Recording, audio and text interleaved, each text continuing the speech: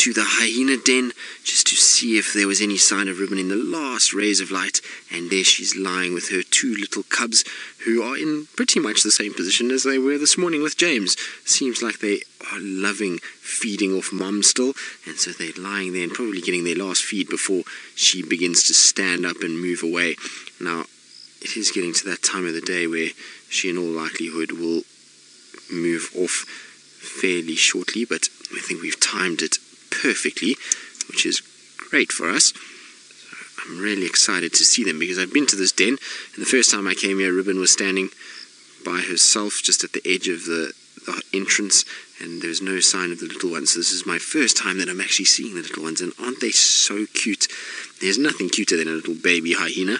I really enjoy them. They've got so much character as little babies, so to be able to spend time with them is really quite spectacular. Also, just to have the little ones around and have the hyenas around is also very, very cool indeed. That one is almost on its back, suckling. You can see its back legs are in the air, and it's almost wedged itself underneath Mom to get access to one of her nipples to be able to start drinking. So there is only two on a hyena, and that's why they only have two at a time maximum. They cannot have any more because there's no space for any more to suckle. So these two at least have their own place, and each one will try and suckle off there and be able to get the nutrients that they need to survive.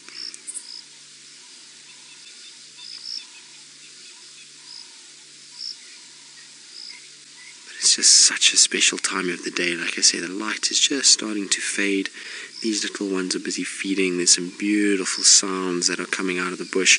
There's some scops owls that are starting to call, pill-spotted owlets in the background. The doves are calling their last call as well, the Cape turtle dove. So it is really quite pleasant just to sit quietly and listen to what's going on.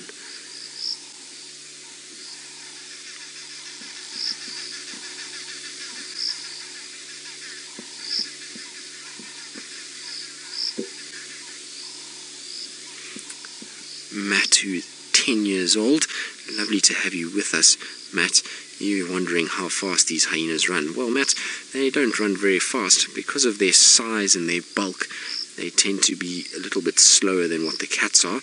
So an adult hyena will be able to run at about 60-65 kilometers per hour. So in miles, that would be... Sure, I'll have to work it out for you, but I'm not 100% sure. It would be divided by 1.6, so like I was saying earlier, maths is not my strong point, Matt, but I'll work it out in my head as we go. But they are designed more to be able to do long distances, so rather than something like a cheetah, which is perfectly designed for high speed, a hyena is designed for power and for endurance. So these guys can run for kilometers and kilometers and miles without fatiguing, and that means that they have had to sacrifice a bit of speed to be able to do that. So that's why they are a little bit slower. So like I say, about 60-65 kilometers an hour, which would be about, I would say, 35 miles an hour, somewhere there.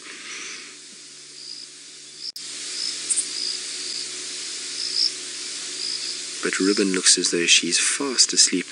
Her breathing is very, very slow and quite sort of deep. And the only reason you'll see the tail flicking every now and then in the ears is because of the amount of flies that we have at the moment. They've been particularly bad today, and driving towards the den was quite challenging. I've been hit by a number of beetles in the face and flies in the face as we were going, to kind of squint through our eyes as we were trying to get here to see if we could get them before it got too dark. So I can feel her pain, and that's why she's so active with the tail at the moment.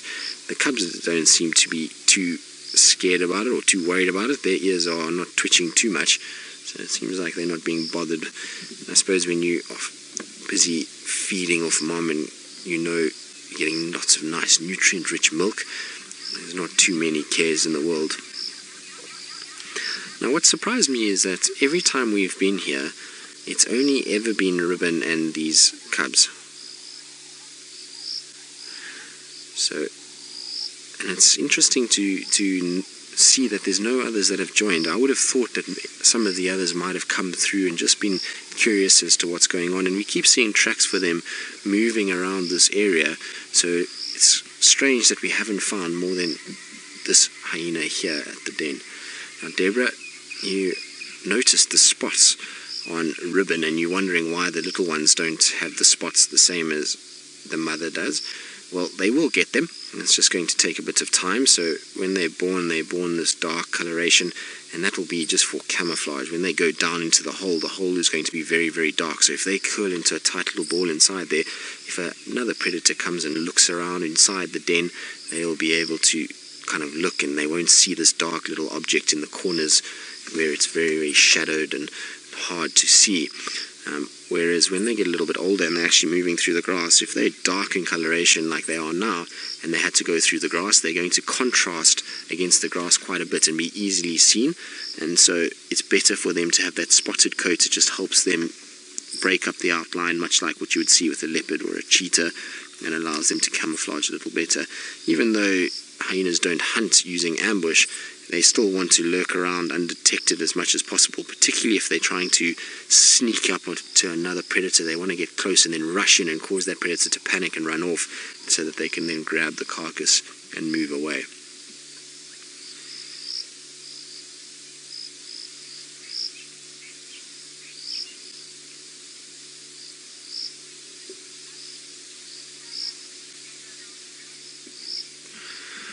Bobby, well, unfortunately in the hyena society, for the females, no, the fathers are never around to help too much.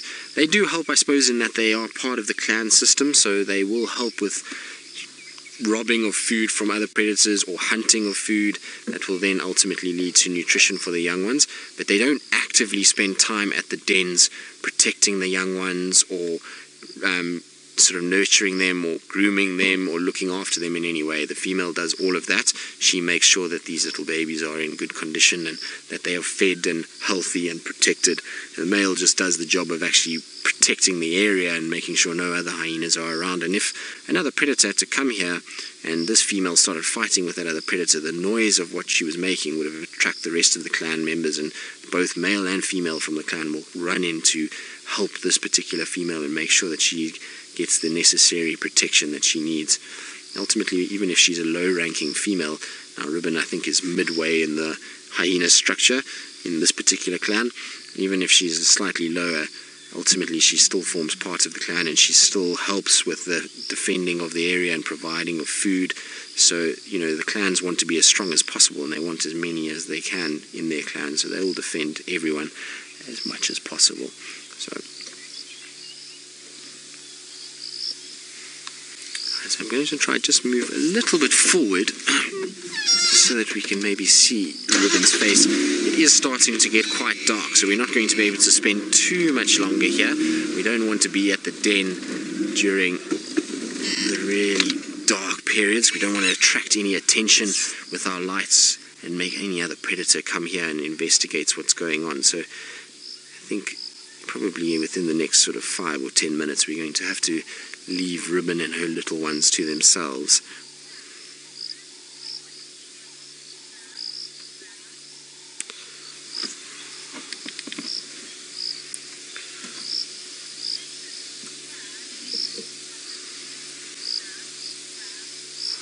So, Sad, you want to know who the dominant female is of this clan? Well, as far as I know, it's a hyena by the name of Madam. Tad, not Sad. Well, I'm sorry that I said your name wrong. Tad, the dominant female is a female by the name of Madam.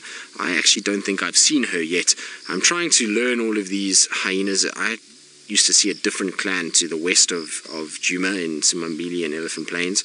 So I'm trying to get to recognize all the new hyenas that we see here. But as far as I know, Madam is the matriarch of this clan and the leader of this group of hyenas. And I'm quite looking forward to seeing her. She sounds like she's quite a big girl, and some of the hyenas that we saw in the western side of that were the matriarchs were massive hyenas, so it would be nice to see her and see how she compares relative to the others. I think, unfortunately, it's gotten a little bit dark now, and like I said, I don't want to spend too much time here in the dark. I don't want to attract any attention to this little den site, so I think we're going to make our way out. But wasn't it great just to get a little glimpse of the little ones as they're feeding? So while we make our way out and go in search of other things, let's go back to James and see what his update is on the wild dog impala saga.